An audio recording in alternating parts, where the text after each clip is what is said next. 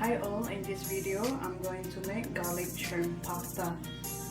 Hello semua, sekarang itu aku akan masak garlic shrimp pasta.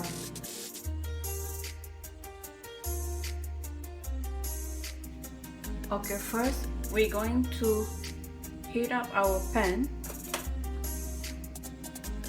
on a medium heat together with olive oil. First, kita angkat kita tempur kuali. Dan masukkan terus olive oil.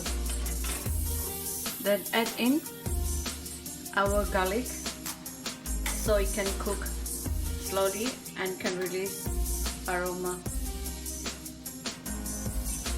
Dan kita masukkan terus kita tempur bawang. Awak kira masuk ke bawang ni. Let the garlic cook slowly. Do not rush it.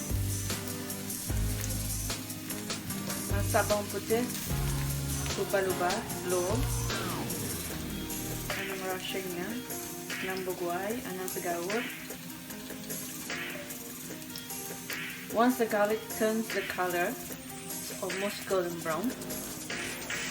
Then we can add in our garlic. Dah bawang kita dah tukar color, almost golden brown, bagai golden brown makanya.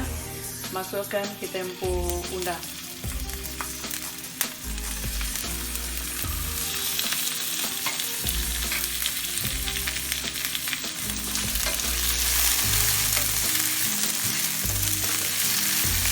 Then stir.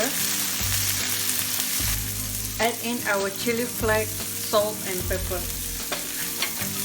Masukkan kita tempur chili, lada hitam, garam. Then we can add in our sauce.